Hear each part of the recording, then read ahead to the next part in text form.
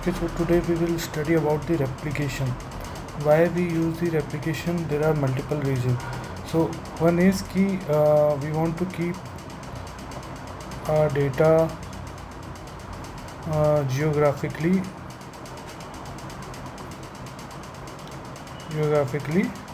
close to our users. Okay, that is the first thing. Then let's say second thing is key we want to continue work. So continue work if some part fails. Till that for that reason. And let's say third is scale out number of machine.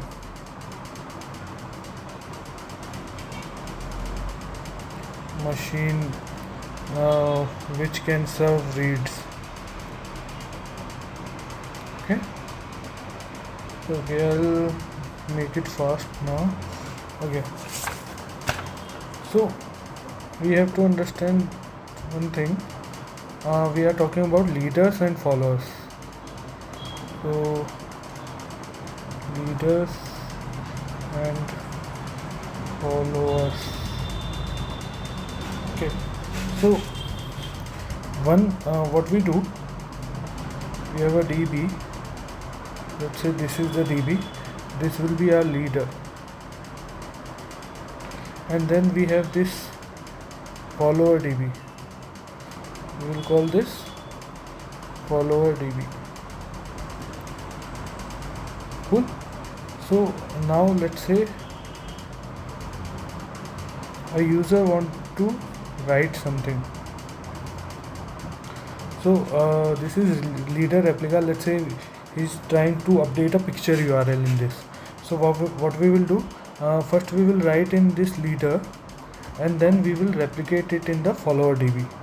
Okay, now user can read the same thing from here, read operation.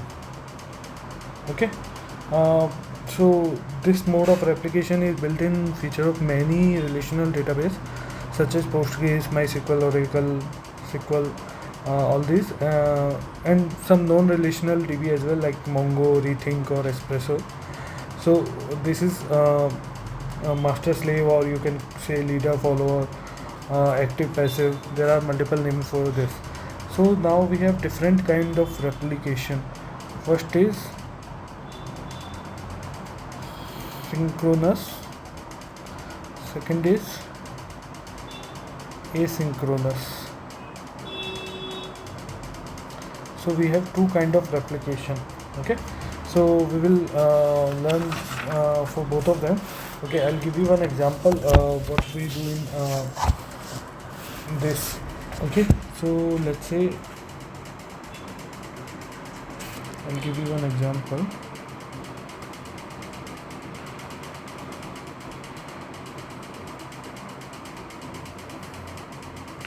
So I created 3 DBs.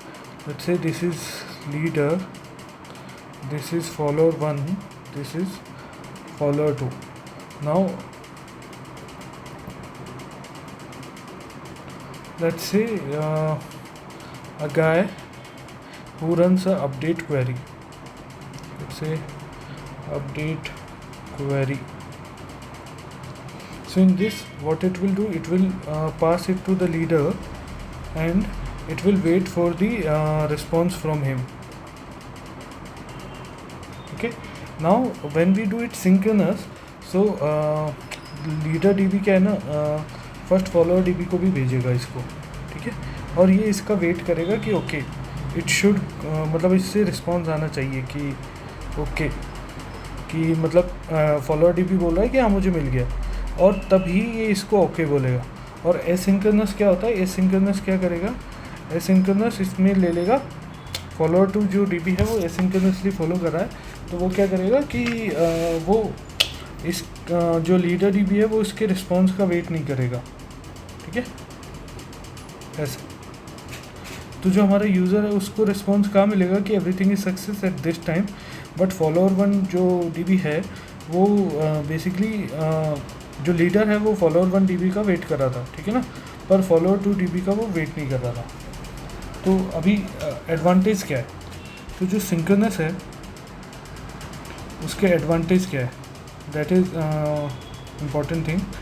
So first advantage ये है कि we have one more copy of more up to date copy, one more up to date copy we have, correct, always we have, ठीक है। So we are sure कि if leader suddenly fails ना, we can be sure that data is still available on the follower DB. Now we will talk about the disadvantage of this. So disadvantage is कि let's say follower doesn't respond, okay, because it got crashed or some network fault issue is happened or some other reason. So in that case what will happen कि write will be not proceed because leader will block all the writes and wait कि replica is जब तक replica available दोबारा नहीं हो जाता है. So for that reason it is impractical to use all the followers as a synchronous. So what we will do, we will create something called semi-synchronous.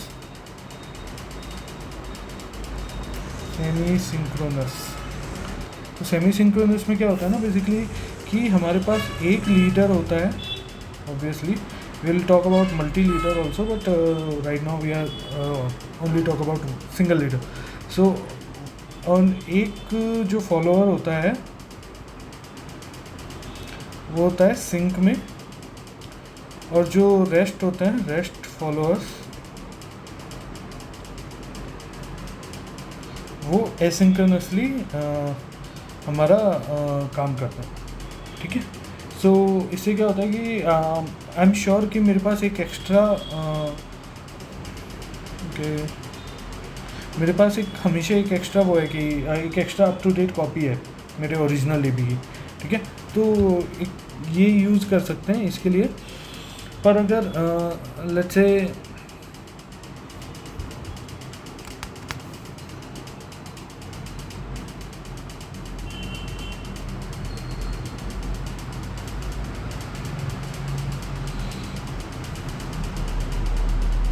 okay, so for that reason we use semi-synchronous also. So this is the use of semi-synchronous.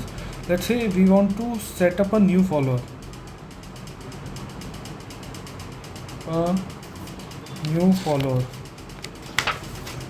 तो उसके लिए क्या कर सकते हैं कि देखो simple तरीका क्या है कि एक snapshot low,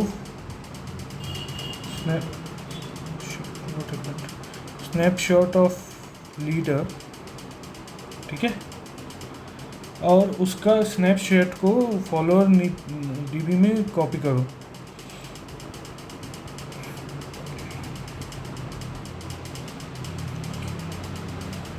Now by the time you took a snapshot and copy to follower node, leader में कुछ अपडेट हुए होंगे, correct.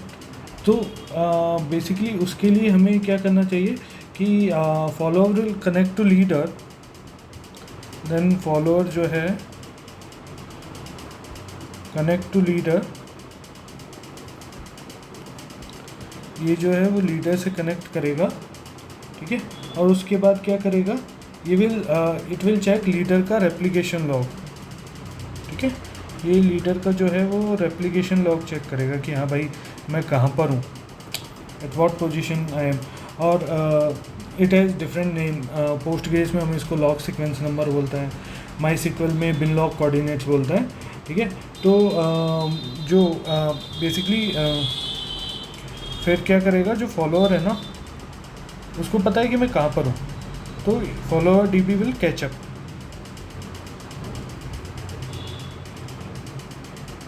And process all the remaining data. So that's how you set up a new follower DB. Now handling node outage. So basically what can happen ki our node can crash for multiple reasons. Okay, so let's say we are rebooting our machine or anything, some power outage or anything can happen. Because of that our nodes can be failed, right? सो सी अगर follower failure होता है ना तो उसमें कोई issue नहीं है ज़्यादा, क्योंकि वो रिकवरी कर लेगा, कैचअप कर लेगा उसके साथ, क्योंकि उसे पता है कि मैं कहाँ पर जाके मेरा सिस्टम डाउन हुआ है, करेक्ट, तो वहाँ से उसको कैच कर लेगा। बट जब अगर लीडर फेल होता है ना तो उसके बहुत सारे इशू हो सकते हैं, ठीक है। तो लीडर फेल होता है तो क्या होता है कि सबसे पहले तो हम सिस्टम को चूज़ अ न्यू लीडर, नहीं, सबसे पहले ही हैज़ टू फाइंड कि okay we have to find that leader has failed, we have to determine that, है ना। So how can we do that? So what we can do कि we can take a health check and we can check कि in every, let's say every 500 millisecond we can check कि whether it is up or not, and let's say we are not getting any response and it gives timeout for 30 seconds, so we will assume it is dead. So after that what we will do, choose a new leader, क्योंकि हमारा पुराना leader तो dead हो गया है, तो अब हमें न्यू लीडर चूज़ करने की ज़रूरत है। उस केस में we will choose the new leader. Now third option, तो नया लीडर चूज़ करना है तो उसके लिए क्या करना चाहिए कि देखो सबसे सिंपल तरीका बताऊँ तो हमें देखना चाहिए कि most up to date data किसके अंदर है ना, ताकि मिनिमाइज़ कर सके हम डेटा लॉस को, ठीक है। तो उसके लिए हम जो जिसका अप टू डेट डेटा है वो उसको नया लीडर चूज़ कर लेंगे, ठीक है। फिर उसके बाद क्या करना पड़ेगा, configure the system to use new leader. तो अब हम क्या कर रहे हैं कि यार नया जो लीडर बना है उसको यूज़ भी तो करना है, ठीक है। तो उसको यूज़ करने के लिए हमको हमारे क्लाइंट को बताना पड़ेगा, हमारे सिस्टम को बताना पड़ेगा कि यार अब जो राइट रिक्वेस्ट आएंगी ना वो इधर आएंगी, ठीक है। अब लेट्स से कि if it was a asynchronous replication, ठीक है, तो क्या होगा कि जो नया लीडर है ना, हम बोल सकते हैं कि अगर एसिंक्रोनस कॉल है तो उसको हो सकता है, इट इज़ पॉसिबल दैट कि जो जितने भी नए राइट्स थे अपडेट हुए थे वो ना मिले हो। तो मोस्ट कॉमन सोल्यूशन उसमें क्या है कि ओल्ड लीडर का जो है वो जो राइट्स थे उनको simply you can discard, okay, but it can be dangerous because you will lose the data, okay. So I'll give you an example of it, है ना। So what happened, there was one incident in GitHub. तो क्या हुआ था कि उसमें जो एक बार क्या हुआ था कि उस GitHub के अंदर एक लीडर था, लीडर DB, वो डाउन हो गया था, ठीक है। तो उसमें क्या हुआ था कि एक आउटडेटेड MySQL फॉलोअर था, उसको लीडर बना दिया था, ठीक है। और जो डेटाबेस है वो ऑटो इंक्रीमेंट काउंटर यूज़ कर रहा था टू असाइन प्राइमरी की, ठीक है। तो अभी क्या है, जो नया लीडर था ना वो ओल्ड लीडर से काफ़ी पीछे था, तो उसने कुछ प्राइमरी की को दोबारा यूज़ किया, और ये प्राइमरी की ना रेडिस में भी यूज़ कर रहे थे लोग। तो उससे क्या हुआ कि जिन लोगों के पास वो डेटा नहीं जाना चाहिए था उन लोगों को भी वो डेटा दिख रहा था। So basically some private data was expose to some other users of some other users, okay. So this is one issue can happen. Now let's say कि second issue can happen, क्या हो सकता है कि जो अभी हमने बोला कि एक नया लीडर चूज़ करेंगे, बट पॉसिबल रीज़न क्या हो सकता है, पॉसिबल इशू क्या हो सकता है कि गलती से हम 2 लीडर बना ले, मल्टीपल लीडर आ जाए, तो इसको इस सिचुएशन को वी कॉल स्प्लिट ब्रेन, ठीक है। So these are the issue which can happen. Now how we do the replication log. So replication कैसे करते हैं, ठीक है। So replication करने के बहुत तरीके हैं, to be honest. One is statement based, ठीक है। तो स्टेटमेंट बेस्ड क्या हुआ, सिंपल कि जैसे मान लो किसी में अपडेट हुआ है, इंसर्ट हुआ है या डिलीट हुआ है, सेम के सेम आप जो एग्जीक्यूट करते जा रहे हो सेम का सेम आप अपने फॉलोअर DB में एग्जीक्यूट कर दो। But there is a issue with that. Issue क्या है कि let's say you are using now function और random function you are using. So see if you are using random function तो it will generate a random number, right? If you are using now and जब replication हो रहा है उसमें there is a difference of some time, like say 5-6 second और something, तो जो time है वो उसका डिफरेंस दिखेगा, right. For that reason, this is not efficient and not good to use. Okay, so देखो MySQL में जो वर्जन 5.1 था ना, उससे पहले यही यूज़ होता था, ठीक है, बट अब ऐसा यूज़ नहीं होता है. But it was very bad way to do the replication. Then we have write ahead log. Okay, write ahead log क्या होता है basically? In this case, basically we have log structured storage engine like SST table and LSM trees. So these log is the main place for storage, okay, in AnyDB. So what we do now ki these logs are append only sequence of byte containing all writes to the database. So we can use the exact same log to build a replica on another node. Okay. So but इससे issue क्या हो सकता है? इससे issue ये हो सकता है कि पहला डिसएडवांटेज तो क्या है कि जो ये जो लॉग डिस्क्राइब करता है ना, उसमें जो डेटा होता है वो बहुत ही लो लेवल पे होता है, ठीक है. और दूसरा इशू क्या हो सकता है कि बेसिकली जो ये राइट अहेड लॉग होता है ना, वो टाइटली कपल्ड होता है स्टोरेज इंजन से, ठीक है. तो लेट्स से अगर किसी डेटाबेस ने अपना स्टोरेज फॉर्मेट चेंज कर लिया ना, तो on different version it is possible, right. So अगर फॉलोअर डीबी और लीडर डीबी में let's say leader DB is using 6.1 and follower DB is using 7.1, और लेट्स से दोनों में जो स्टोरेज इंजन है वो डिफरेंट है, तो इस केस में वो इशू करेगा, ठीक है. तो इसलिए राइट अहेड लॉग भी हम यूज़ नहीं करते, वी यूज़ लॉजिकल, और you can say row based. So it is very simple. हम क्या करते हैं कि जैसे अगर हम नई रो इंसर्ट करते हैं तो लॉग में क्या होता है, जो नई वैल्यू आ रही है फॉर ऑल द कॉलम, अगर हम डिलीट कर रहे हैं तो हमारे पास इंफॉर्मेशन होती है कि कौन सी रो डिलीट करनी है. लेट्स से प्राइमरी की हो गई उसकी, तो वो सब चीज़ें, ठीक है. और अपडेट कर रहे हैं तो कि कौन सी प्राइमरी की पे क्या अपडेट करना है या जो भी कंडीशन है वो सब, ठीक है. अभी क्या होता है, जो लॉजिकल लॉग होता है ना, वो स्टोरेज इंजन से डिकपल्ड होता है बेसिकली, तो they are very backward compatible, not like write ahead log, correct. So this is a good way to do. Now one more thing we have which is trigger based, ठीक है. अभी देखो यार, trigger based का use तो बहुत ही है, easy है. It's like CDC, change data capture. We can use DBGM for that, for example. Okay, so what we do here in the कि let's say you want to push you are pushing some data to MySQL and you are push the same data to Elastic. तो MySQL में तो रो format में रहेगा, data table format में, और तुम्हें elastic में पुश करना है तो एक JSON फॉर्मेट में चाहिए होगा. तो तुम क्या है, ट्रिगर कर सकते हो. तो जैसे ही ट्रिगर काइंड ऑफ कर सकते हो, लाइक ट्रिगर और स्टोर प्रोसीजर यूज़ कर सकते हो. तो तुम क्या कर सकते हो, तुम्हारा एक कस्टम एप्लीकेशन कोड होगा जो ऑटोमेटिकली एग्जीक्यूट हो जाएगा जब भी कोई डेटा चेंज होगा, ठीक है. और ये क्या करेगा, you can save this log को एक नए टेबल में भी सेव कर सकते हो, ठीक है. और ये वहाँ से रीड करता रहेगा और जो भी चेंज होता रहेगा उसको कैप्चर करके तुम्हारे किसी भी नए डीबी या किसी भी एक्सटर्नल स्टोरेज है वहाँ पे स्टोर करता रहेगा. We can use it for let's say MySQL and elastic syncing, ठीक है ना. तो अभी रेप्लिकेशन लैग हो गया. लेट्स से रेप्लिकेशन लैग क्या होता है कि फॉलोअर डीबी, सो लीडर डीबी है वो तो अप टू डेट है, ठीक है. जो लीडर डीबी है वो अप टू डेट है, बट जो फॉलोअर डीबी है ना वो बहुत पीछे है, उसमें अभी तक डेटा गया नहीं.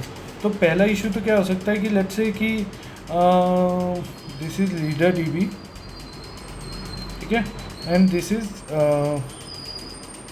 Follower dB. So I will say L and this is F. सो अभी यहाँ पे क्या है ना, यूज़र कुछ अपडेट करता है. लेट्स से यूज़र एक एंट्री क्रिएट करता है कि लेट्स से ही add a comment, insert comment, ठीक है. अभी जो लीडर है वो फॉलोअर में सिंक करेगा इसको, but let's say this did not happen because of some reason. अभी सेम यूज़र अगर आके इसको रीड करेगा तो क्या होगा, उसको ये दिखेगा ही नहीं, राइट. तो दिस इज़ वन इशू, ठीक है. बट अगर इसको ओवरकम करना है तो हम क्या कर सकते हैं कि we client can remember the timestamp of it most recent write. Okay, so then the system can ensure that the replica serving any read for the user reflects update at least until that timestamp. We can see we can do something like this. Then we have monotonic reads. Monotonic reads. अभी monotonic reads क्या होता है? Monotonic read क्या हुआ कि जैसे मान लो कि तुम्हारा एक यूज़र है, उसने है ना ये जो लीडर डीबी है ना उसके अंदर एक डेटा डाला कि इंसर्ट अ कमांड, ठीक है। और अभी क्या है ना ये एक फॉलोअर 1 है, ये फॉलोअर 2 है, तो इसके अंदर तो रेप्लिकेशन हो गया और यूज़र ने अभी क्या है इधर से रीड किया, ठीक है। तो इधर से रीड किया तो उसे दिख गया वो कमेंट, है ना। पर अभी ये सिंक नहीं था, अब यूज़र क्या है यहाँ से रीड कर रहा है, तो इस केस में इसको नहीं दिखेगा। तो इससे बचने का तरीका क्या है? एक तरीका तो यह है कि हम क्या कर सकते हैं कि if they are same user ना, we will read from the same replica only. How can we do that? कि मतलब लेट्स से कि उस यूज़र का हैश आईडी निकाल लो और उस हैश आईडी के अकॉर्डिंग उसको पर्टिकुलर फॉलोअर ही से ही डेटा रीड करने दो। एक सिंपल तरीका ये है इसको अचीव करने का। फिर तीसरा इशू क्या हो सकता है? तीसरा इशू ये हो सकता है कि लेट्स से